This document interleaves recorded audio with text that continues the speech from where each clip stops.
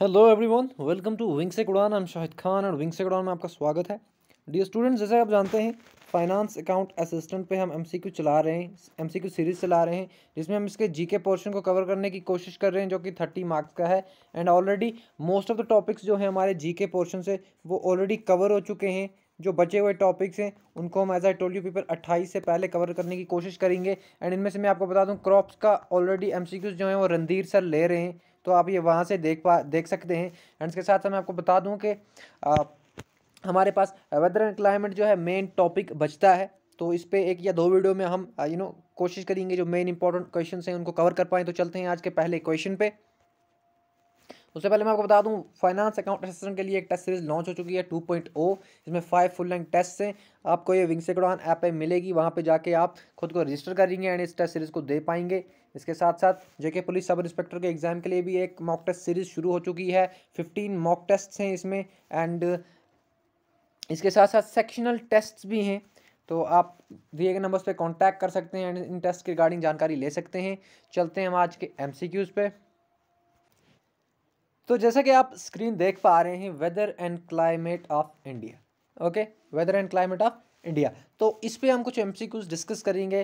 तो चलते हैं आज के पहले एमसीक्यू पे। हम कोशिश करेंगे कि इसके जितने भी इंपॉर्टेंट एमसीक्यूज हैं उनको डिस्कस कर सकें। तो पहला क्वेश्चन देखते हैं हमारा, विच of the following factor determines climate in India. तो इंडिया का क्लाइमेट जो है उनको कौन कौन से फैक्टर जो है डिटरमाइन करते हैं, तो हमें ये बताना है। एंड इसका करेक्ट ऑप्शन हमें यहाँ पे बताना है। तो आप दिए गए ऑप्शन में से देख सकते हैं, बहुत इजी क्वेश्चन है। इजी क्वेश्चन से शुरुआत की है, तो इसका करेक्ट ऑप्शन है all of the above.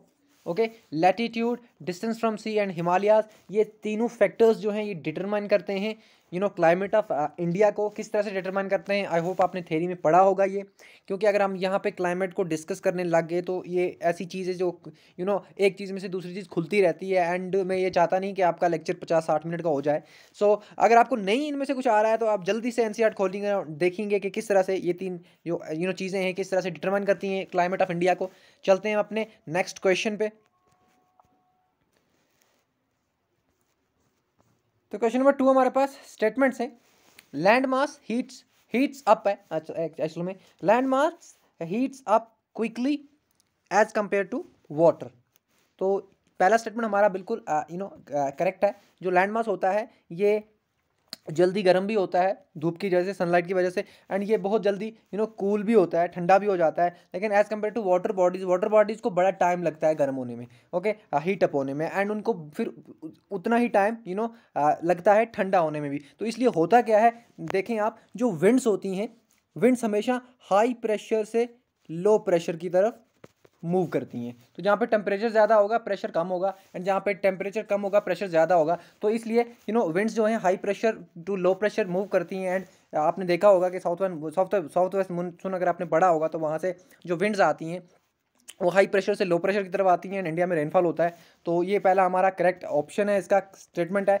Second हम देख लेते हैं, differential heating of land and sea creates different air pressure zones. जैसा मैंने आपको पहले बताया कि होता क्या है कि लैंड एंड सी अलग अलग तरह से हम कह सकते हैं कि हीटअप होता है। लैंड बहुत जल्दी हीटअप होता है एंड सी जो है बहुत लेट हीटअप होता है। तो जहाँ पे टेम्परेचर ज़्यादा होता है वहाँ पे प्रेशर कम होता है, एंड हमेशा जहाँ पे टेम्परेचर कम होता है वहाँ पे प्रेशर ज़्यादा होता है। And winds, as I told you, winds जो होती हैं ये high pressure to low pressure travel करती हैं and different pressure zones create होते हैं, और इन डिफरेंट प्रेशर जोन्स की वजह से इंडिया में रेनफॉल होता है। तो ये दोनों करेक्ट हैं हमारे पास। देखते हैं हमारे पास ऑप्शन जो है, ऑप्शन नंबर 2 हमारे पास है only, sorry, both are correct. Option number A जो आप देख पा रहे हैं बोथ आर करेक्ट, क्योंकि दोनों स्टेटमेंट जो हैं ये सही हैं। चलते हैं हम अपने नेक्स्ट क्वेश्चन पे। क्वेश्चन नंबर 3 हमारे पास है, the south west monsoon sets in over the dash coast by 1 June. तो जो साउथ वेस्ट मानसून है हमारा, उससे सबसे पहले कहाँ पे बारिश होती है, सबसे पहले कहाँ पे आता है, उसकी बारिश कहाँ पे पड़ती है सबसे पहले साउथ वेस्ट मानसून की वजह से। तो मैं आपको बता दूं, इसका करेक्ट ऑप्शन हमारे पास है ऑप्शन नंबर बी, जो आप यहाँ पे देख पा रहे हैं, केरला कोस्ट। तो केरला कोस्ट में सबसे पहले जो है साउथ वेस्ट मानसून हमें दिखाई देता है। सबसे पहले साउथ वेस्ट मानसून की जो बारिश है वो केरला कोस्ट में होती है एंड ये 1 जून को होती है। ओके, एंड इसके साथ मैं आपको बता दूं कि इसके साथ साथ जो ये साउथ वेस्ट मानसून है हमारा, ये मूव करता है from Kerala to Mumbai to Kolkata. तो ये इस तरह से है, सबसे पहले केरला में, उसके बाद मुंबई में, उसके बाद कोलकाता में। तो इस तरह से इन जगहों पे, डिफरेंट जगहों पे, डिफरेंट रीजन्स पे बारिश होती है, लेकिन सबसे पहले केरला कोस्ट पे ये हमें देखने को मिलता है साउथ वेस्ट मानसून का इफेक्ट। ओके, तो ये भी आप याद रखेंगे। इसका करेक्ट ऑप्शन था ऑप्शन नंबर बी। एंड चलते हैं हम अपने नेक्स्ट क्वेश्चन पे। क्वेश्चन नंबर 4 हमारे पास है, if the south west monsoon rains fail to occur for few days it is known as. तो कभी कभी क्या होता है कि जो साउथ वेस्ट मानसून है, साउथ वेस्ट मानसून की अगर हम बात करें तो ये शुरू कहाँ से होता है? तो साउथ वेस्ट मानसून हमारा है जो ये जून में शुरू होता है। As a told you people के 1 जून को केरला कोस्ट पे सबसे पहले इसका इफेक्ट देखने को मिलता है। एंड ये जुलाई एंड अगस्त इन 3 मंथ्स में इसका इफेक्ट ज़्यादा देखने को मिलता है। कहाँ पे? इंडिया में। एंड मैं आपको बता दूं यहाँ पे क्वेश्चन क्या पूछ रहा है हमारा, if the south west monsoon rain fails to occur for few days it is known as. तो कभी कभी ऐसा होता है कि साउथ वेस्ट मानसून की के टाइम पे कुछ देर बारिशें जो हैं वो रुक जाती हैं। एंड इस फिनोमिना को क्या कहते हैं? Break in the monsoon. Option number B जो आप देख पा रहे हैं, ब्रेक इन द मानसून, इसी को कहते हैं, इसी प्रोसेस को, जब साउथ वेस्ट मानसून की बारिशें जो हैं वो कुछ टाइम के लिए नहीं हो पाती, कुछ दिनों के लिए नहीं हो पाती, तो ये हमारा कहलाता है ब्रेक इन द मानसून। ये आप याद रखेंगे। चलते हैं हम अपने नेक्स्ट क्वेश्चन पे।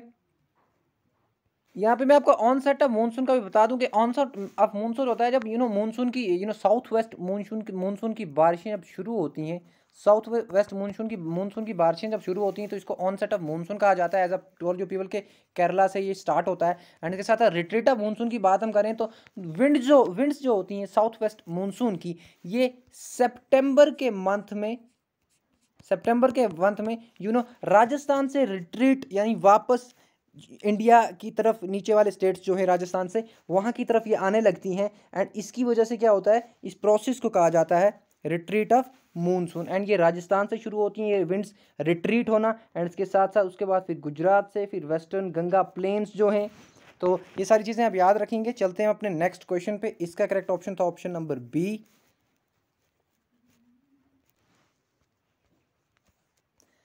क्वेश्चन नंबर 5 हमारे पास है, India receives most of its rainfall from dash monsoon. Okay, तो इंडिया जो है सबसे ज़्यादा रेनफॉल जो है इंडिया में वो कहाँ से हमें देखने को मिलता है? तो वो साउथ वेस्ट मानसून की वजह से देखने को मिलता है। ऑप्शन नंबर सी जो आप यहाँ पे देख पा रहे हैं। ओके, साउथ वेस्ट मानसून का मैं आपको बता दूं कि इसकी 2 ब्रांचेस हो जाती हैं। एक तो अरेबियन सी वाली ब्रांच, एंड दूसरी हमारी बे ऑफ बंगाल वाली ब्रांच। ओके, एंड इसी की वजह से क्या होता है कि सबसे ज़्यादा बारिशें हमें इंडिया में देखने को मिलती हैं। एंड इसके साथ साथ मैं आपको बता दूं कि सबसे ज़्यादा बारिश जो है वो कहाँ पे होती है इंडिया में? हाईएस्ट एवरेज रेनफॉल कहाँ पे होता है? तो ये होता है खासी हिल्स जो मेघालय में है।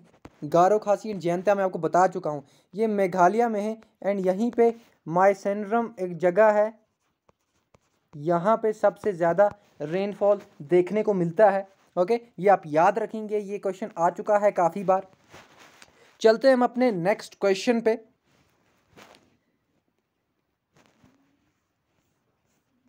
क्वेश्चन नंबर 6 हमारे पास है, in the north western India some weak temperate sorry, there was a typo error. So in northwestern India some weak temperate cyclones coming from dash causes rainfall in Punjab, Haryana and Delhi. तो क्या होता है कि north western India, as you people know कि north western India क्या हो सकता है, ये हमारा है north, south, east and west. तो ये हमारा नॉर्थ वेस्टर्न इंडिया है। एंड यहीं पे क्या है कि कुछ टेम्परेट साइक्लोन्स जो कहाँ से आते हैं हमें ये बताना है, जिनकी वजह से क्या होता है, रेनफॉल होता है पंजाब, हरियाणा एंड दिल्ली में। मैं आपको बता दूं इसका करेक्ट ऑप्शन हमारे पास है, यहाँ पे आप देख पा रहे हैं ऑप्शन नंबर बी, मेडिटेरेनियन सी। तो मेडिटेरेनियन से ये टेम्परेट साइक्लोन्स जो हैं नॉर्थ वेस्ट ऑफ इंडिया की तरफ आते हैं। एंड इनकी वजह से क्या होता है, पंजाब, हरियाणा एंड दिल्ली में बारिशें होती हैं, रेनफॉल होता है। ये आप याद रखेंगे। Okay, and Arabian sea and bay of Bengal के बारे में आपको बता चुका हूँ। साउथ वेस्ट मानसून की 2 ब्रांचेज हैं ये, यहाँ से, यानी साउथ वेस्ट मानसून की दो ब्रांचेस यहाँ की तरफ चली जाती हैं। एक तो साउथ वेस्ट मानसून से, एक तो अरेबियन सी से आती है एंड सबसे पहले वो वेस्टर्न घाट से टकराती है, आपको पता है, जहाँ पे रेनफॉल होता है। एंड उसके साथ साथ एक बे ऑफ बंगाल की तरफ से जाती है। तो ये दो हम कह सकते हैं इसे ब्रांचेस हैं साउथ वेस्टर्न मानसून की। मैं आपको ऑलरेडी बता चुका हूँ ये बात। तो इसका करेक्ट ऑप्शन था ये। एंड यहाँ पे मैं आपको ये भी बता दूं कि ये जो बारिशें इस रीजन में होती हैं ये राबी क्रॉप्स के लिए बहुत ज़्यादा बेनिफिशियल होती हैं। तो राबी क्रॉप्स कौन सी होती हैं आज आप ज़रूर देखेंगे, कहाँ कब ये सो की जाती हैं, कब इनकी हार्वेस्टिंग होती है। ओके, एंड कौन कौन सी रबी क्रॉप्स हैं, कौन कौन सी खरीफ क्रॉप्स हैं, ये सारी चीज़ें आप इस एक पॉइंट की वजह से आप आज देखेंगे, क्योंकि चीज़ें इसी तरह लिंक होंगी। यहाँ पर मैंने रबी क्रॉप्स बता दिया, आप सारी चीज़ें इसके रिगार्डिंग आप देखेंगे। चलते हैं हम अपने नेक्स्ट क्वेश्चन पे। एंड क्रॉप्स पे एक क्वेश्चन तो आने ही वाला है। क्वेश्चन नंबर 7 हमारे पास है, the hot weather season in south India is dash and not so intense as compare to north India. तो as I told you people, शायद मैंने आपको नहीं बताया अभी, तो जब हम इंडिया के सीजन्स को वेदर सीजन्स को डिवाइड करते हैं, कैटेगराइज करते हैं, तो 4 वेदर सीजन बनते हैं। एक तो हमारे पास आ गया cold weather season, cold weather season, and दूसरा हमारे पास आ गया hot weather season, and third हमारे पास है south west monsoon, and fourth हमारे पास आ गया रिट्रीटिंग मानसून सीजन। तो ये 4 सीजन्स हैं। एंड इनमें से हमें क्वेश्चन में कौन सी बात ये पूछ रहा है कि जो हमारा हॉट वेदर सीजन है उसमें क्या होता है, साउथ इंडिया में इज डैश, एक्चुअली यहाँ पे क्या है, the hot weather season in south India is dash and not so intense as compare to the north India. तो यहाँ पे सबसे पहले मैं आपको इसका आंसर बताता हूँ। ऑप्शन नंबर बी आप देखते पा रहे हैं ना, माइल्ड। तो क्या है कि हॉट वेदर सीजन में क्या है, साउथ जो इंडिया है, यानी साउथ इंडिया का हॉट वेदर सीजन जो है ये बहुत ज़्यादा माइल्ड होता है एज कंपेयर टू जो नॉर्थ इंडिया का हॉट वेदर सीजन होता है। ओके, क्योंकि अब यहाँ पे इसका सवाल बनता है कि क्यों जो है साउथ इंडिया का जो हॉट वेदर सीजन होता है वो as compare to north India के हॉट वेदर सीजन से माइल्ड होता है, कम होता है, ज़्यादा इंटेंस नहीं होता है। तो उसके दो मेजर कॉजेज़ हैं। सबसे पहले उसमें से एक इम्पॉर्टेंट रीज़न ये है कि जो साउदर्न पार्ट है ये जो अरेबियन सी है उससे बहुत ज़्यादा नज़दीक है, एंड उसकी वजह से क्या होता है कि एक मॉडरेटिंग इफेक्ट रहता है साउदर्न पार्ट ऑफ इंडिया पे। ओके, एंड उसकी वजह से जो गर्मियां हैं, यानी कि जो वेदर सीजन है वो ज़्यादा इंटेंस नहीं होता है, okay, as compare to north India. तो ये आप याद रखेंगे। चलते हैं हम अपने नेक्स्ट क्वेश्चन पे। क्वेश्चन नंबर 8 हमारे पास है, ITCZ स्टैंड्स फॉर। तो ये बहुत इंपॉर्टेंट एब्रीवेशन है, ये मेरे ख्याल से एक ही एब्रीवेशन है पूरे क्लाइमेट में। ओके, एंड इसीलिए मैं यहाँ पे ले आया, शायद आपको क्वेश्चन इस तरह से भी पूछे, क्योंकि SSB की लेवल को हम देखते हुए ऐसे क्वेश्चन एक्सपेक्ट कर सकते हैं। जब SSB ये तक पूछ सकता है कि इंडिया में J&K में कितनी नेशनल पार्क्स हैं, तो ये क्वेश्चन तो आ सकता है। एंड इसका हमारे पास करेक्ट ऑप्शन क्या हो सकता है, inter tropical convectional zone, inter tropical current zone, intra tropical convergence zone और इंटर ट्रॉपिकल कन्वर्जन जोन। तो यहाँ पे क्या हो सकता है कि गलती हो सकती है। तो आप ध्यान से क्वेश्चन को पढ़ें। As a told you people, हर क्वेश्चन को 3 बार पढ़ा जाए और उसके ऑप्शन भी अच्छे से पढ़े जाए। इसका करेक्ट ऑप्शन हमारे पास है option number D, inter tropical convergence zone. Inter tropical convergence zone जो है ITCZ जो एब्रीवेशन है ये इसके लिए स्टैंड करता है। मैं आपको बता दूं, अगर ये हमारा क्या है, ये वर्ल्ड की हम बात करें, ये हमारा इक्वेटर है, tropic of cancer, tropic of capricorn, ये लैटिट्यूड्स है ना हमारे, ये लैटिट्यूड्स है हमारे। As a told you people के लैटिट्यूड्स जो भी हैं वो भी डिटरमाइन करते हैं इंडिया का climate. Okay, as I told you people. तो ये इक्वेटोरियल रीजन है, ये ट्रॉपिक ऑफ कैंसर है, एंड ये ट्रॉपिक ऑफ कैप्रिकॉर्न है। तो यहाँ पे क्या है, ये होता है इंटर ट्रॉपिकल कन्वर्जन जोन। ये इंटर ट्रॉपिकल कन्वर्जन जोन की वजह से क्या होता है कि जैसे ही सन शिफ्ट करने लगता है, जैसे जैसे सन शिफ्ट करता है, एंड ये इंटर ट्रॉपिकल कन्वर्जन जोन भी शिफ्ट होता है। ओके, कभी इधर की तरफ, कभी इधर की तरफ। तो ये आप याद रखेंगे। एंड इसकी वजह से भी जो साउथ वेस्ट मानसून है वो आता है कहाँ पे इंडिया में, जिसकी 2 ब्रांचेस हैं, as I told you people. तो ये आप याद रखेंगे, inter tropical convergence zone. And मैं आपको फिर से बता दूं कि बहुत इजी क्वेश्चन भी कभी कभी गलत हो जाते हैं। लास्ट टाइम पे वर्ल्ड वाइड वेब मेरे कुछ अपने दोस्तों को गलत हुआ है, जो कि बहुत अच्छे स्टूडेंट हैं, लेकिन जल्दी में ओवर कॉन्फिडेंस में ऐसी चीज़ें हो सकती हैं। तो मुश्किल से मुश्किल एंड आसान से आसान चीज़ को कवर करने की कोशिश करें। चलते हैं हम अपने नेक्स्ट क्वेश्चन पे। Most of the rainfall along the dash is orographic in nature. तो अब यहाँ पे क्या बता रहा है कि डैश यहाँ पे हमें दो ही ऑप्शन है, या तो दो में से कोई नहीं है या तो दो में से एक है। तो किसी जगह पे सबसे ज़्यादा जो है ओरोग्राफिक टाइप ऑफ रेनफॉल होता है। तो ये मैं आपको इसका करेक्ट ऑप्शन बता दूं, वेस्टर्न घाट्स। वेस्टर्न घाट्स में सबसे ज़्यादा ओरोग्राफिक रेनफॉल हमें देखने को मिलता है। एंड इसके साथ साथ मैं आपको बता दूं, ये ओरोग्राफिक रेनफॉल इसका कॉज क्या बनता है कि as I told you people, मैं आपको पढ़ा चुका हूँ, हमारे पास वेस्टर्न घाट्स हैं, बहुत बड़ी बड़ी पीक्स हैं वहाँ की। ओके, एंड उनकी वजह से क्या होता है, जो ये अगर हमारा इंडिया है तो यहाँ से जो साउथ वेस्ट मानसून की विंड्स आती हैं वो यहाँ पे जो ईस्ट वेस्टर्न घाट्स हैं यहाँ पे ये टकराती हैं एंड ऊपर की तरफ चली जाती हैं। जब पहाड़ के साथ टकराएगी विंड तो ऐसे ऊपर की तरफ चली जाएगी एंड ऊपर जाके विंड्स ठंडी हो जाएंगी एंड फिर यहीं पे बारिश पड़ेगी। तो ये होता है हमारा ओरोग्राफिक रेनफॉल।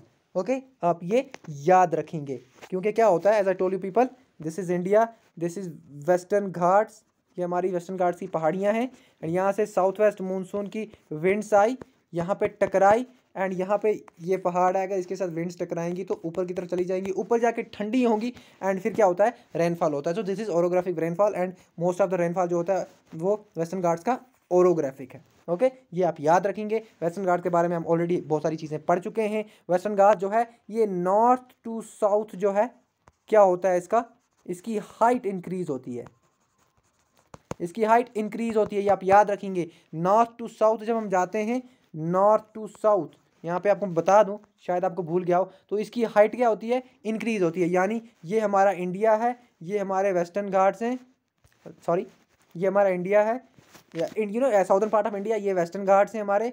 तो जैसे ही ये नॉर्थ टू साउथ आने लगेंगे तो इनकी हाइट इंक्रीज होने लगेगी।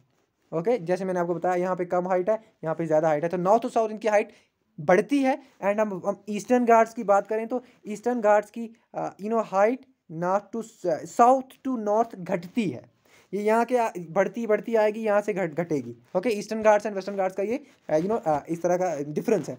तो इसका करेक्ट ऑप्शन था ये। चलते हैं हम अपने नेक्स्ट क्वेश्चन पे। जल्दी से कमेंट में आप बताएंगे कि वेस्टर्न घाट्स की सबसे बड़ी पीक कौन सी है।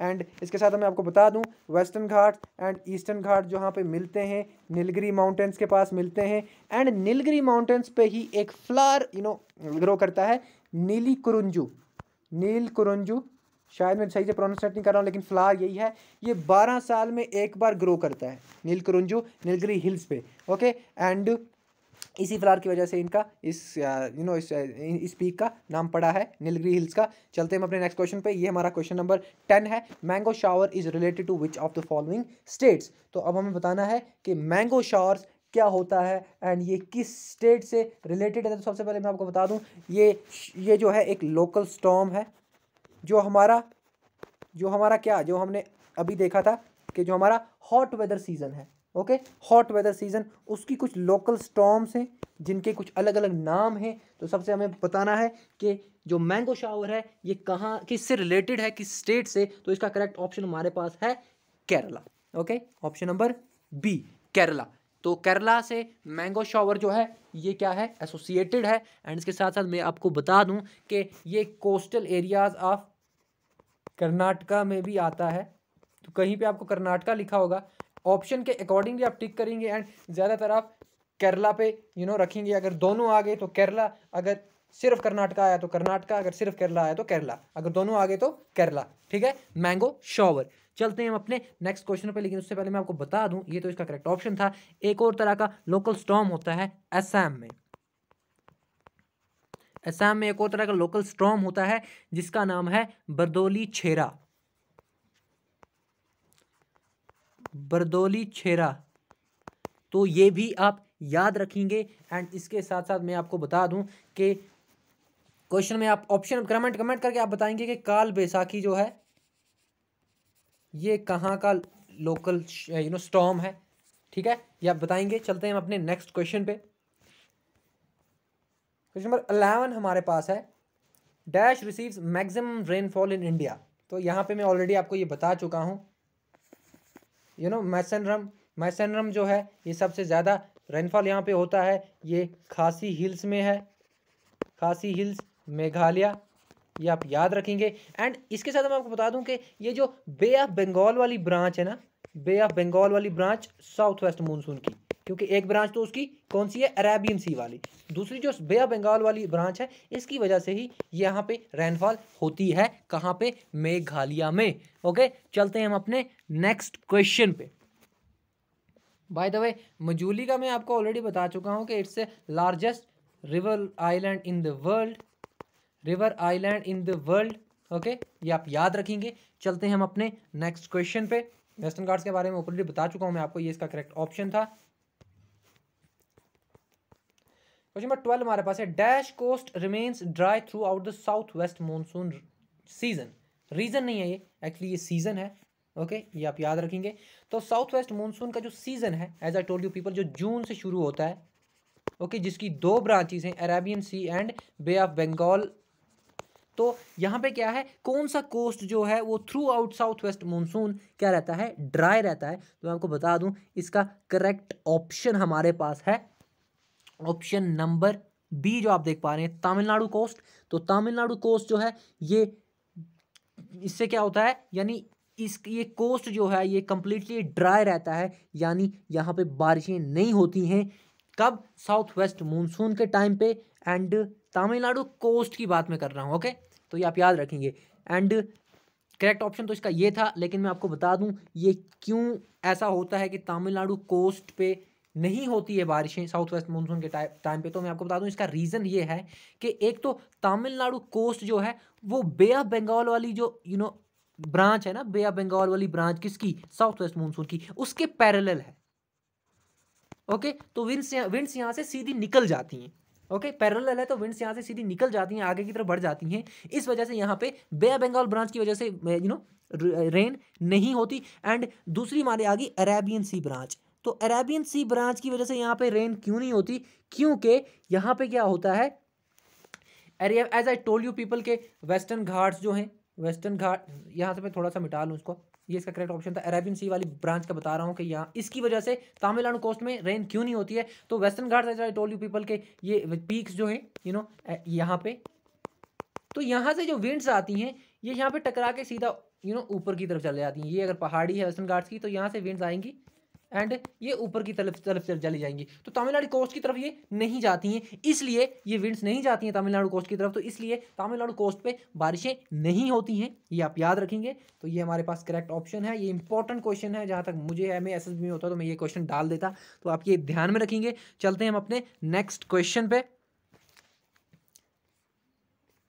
क्वेश्चन नंबर 13 हमारे पास है, the months of dash and dash are known for retreat of monsoon. Okay, तो as I told you people के जो ये मानसून विंड्स होती हैं ये सितंबर से क्या करती हैं, रिट्रीट होना शुरू करती हैं, वापस आना शुरू करती हैं। कहाँ पे, साउथ वर्ड की तरफ ये ट्रैवल करना शुरू करती हैं।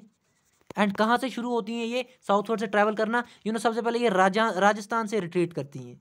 ये क्वेश्चन आ सकता है, राजस्थान मेन है तो राजस्थान से ये सितंबर के महीने में, यहाँ पे सितंबर एक ही है तो इसका करेक्ट ऑप्शन भी यही होगा। सितंबर एंड अक्टूबर के महीने में क्या होता है, जो हमारे ये मंथ्स दो हैं जो ये रिट्रीट ऑफ मानसून के लिए जाने जाते हैं। फिर से मैं आपको बता दूं, months of September and October are known for the retreat of monsoon. Option number A, retreat of monsoon में ऑलरेडी आपको बताया, जो हमारे पास साउथ वेस्ट मानसून की जो ये विंड्स होती हैं ये रिट्रीट करना शुरू करती हैं। ओके, सबसे पहले कहाँ से होती हैं ये रिट्रीट, सितंबर, यहाँ से राजस्थान से। ओके, फर्स्ट वीक ऑफ सितंबर राजस्थान से सबसे पहले ये रिट्रीट होती हैं एंड साउथ वर्ड इनकी मूवमेंट शुरू हो जाती है। ओके, ये आप याद रखेंगे। एंड उसके बाद गुजरात से ये रिट्रीट होती हैं, ये भी आप याद रखेंगे।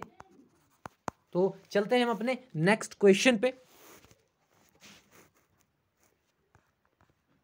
क्वेश्चन नंबर 14 हमारे पास है, the retreating a monsoon is marked by clear sky and rise in temperature, this phenomena is known as called as. तो क्या होता है, जब रिट्रीट ऑफ मानसून होता है तो क्या हो जाता है, एक तो स्काई बहुत ज़्यादा क्लियर हो जाता है एंड टेम्परेचर में थोड़ा सा इंक्रीज आ जाता है। ओके, टेम्परेचर में इंक्रीज आता है। तो ये फिनोमिना जो होता है रिट्रीट ऑफ मानसून की वजह से, जब स्काई क्लियर हो जाते हैं, टेम्परेचर में राइज हो जाता है, तो इसको क्या कहते हैं, इसको अक्टूबर हीट नाम दिया गया है। ये भी आप याद रखेंगे। अक्टूबर हीट क्या है, रिट्रीट ऑफ मानसून की वजह से जब स्काई और क्लियर हो जाते हैं, टेम्परेचर राइज हो जाता है, तो इसको ही कहा जाता है, क्या कहा जाता है इसको, अक्टूबर हीट, क्योंकि टेम्परेचर बहुत ज़्यादा बढ़ जाता है, ह्यूमिडिटी बढ़ जाती है। ओके, चलते हैं हम अपने नेक्स्ट क्वेश्चन पे। एंड मैं आपको बता दूं, रिट्रीट ऑफ मानसून में क्या होता है, October and November, okay, October and November जो हैं ये मंथ्स जो हैं, ये सबसे ज़्यादा रेन होती है इन मंथ्स में।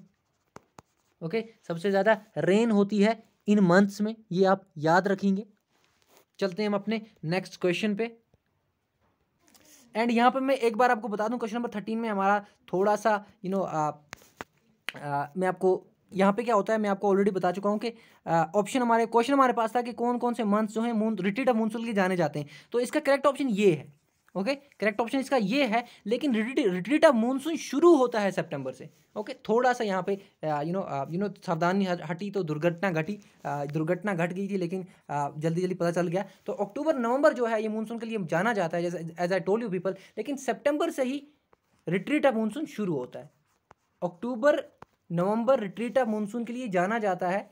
सबसे ज़्यादा बारिशें रिट्रीट ऑफ मानसून की वजह से इन्हीं 2 महीनों में होती हैं, यही इसका करेक्ट ऑप्शन भी है। लेकिन सितंबर से रिट्रीट ऑफ मानसून शुरू होता है। ओके, मानसून रिट्रीट होना शुरू होता है। एंड कहाँ से शुरू होता है, राजस्थान से सबसे पहले, उसके बाद गुजरात से।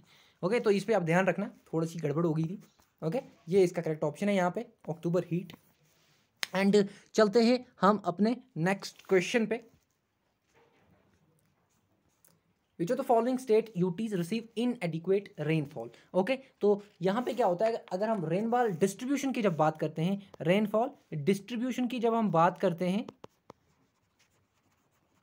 तो क्या होता है, अब डिफरेंट स्टेट्स में हम डिस्ट्रीब्यूट करते हैं कि कहाँ पे ज़्यादा रेनफॉल होता है तो कहाँ पे कम होता है। As I told you people कि मेघालय मयांसरम में सबसे ज़्यादा रेनफॉल होता है। लेकिन मैं आपको बता दूं यहाँ पे क्वेश्चन हमारे पास क्या है कि इनएडिक्वेट रेनफॉल कहाँ पे होता है यहाँ पे सबसे ज़्यादा। तो मैं आपको बता दूं ऑप्शन नंबर ए लद्दाख है। बिल्कुल अंदाज़ा लगाया भी जा सकता है कि ये लद्दाख में ही है, सबसे कम रेनफॉल जो है लद्दाख में होता है। And let me tell you, less than 50 centimetre, less than 50 centimetre rainfall जो होता है ये कहाँ पे होता है, लद्दाख में। एंड बाकी मेघालय में तो अच्छा खासा रेनफॉल होता है, पंजाब में भी रेनफॉल होता है, तमिलनाडु में भी रेनफॉल होता है। तो यहाँ पे सिर्फ लद्दाख हमारे पास ऐसा था जहाँ पे बहुत कम रेनफॉल होता है। तो ये आप याद रखेंगे। एंड इसी के साथ ये थे हमारे आज के 15 MCQs। मैं आपको फिर से बता दूँ, क्लाइमेट का जो ये टॉपिक है ये एक्चुअली पूरा कॉन्सेप्चुअल टॉपिक है, लेकिन यहाँ पे 2 चीज़ें हो जाती हैं। एक तो हमारे पास उतना टाइम नहीं है, ना ही आपके पास टाइम है कि 1 घंटे का आप वीडियो देख पाएँ।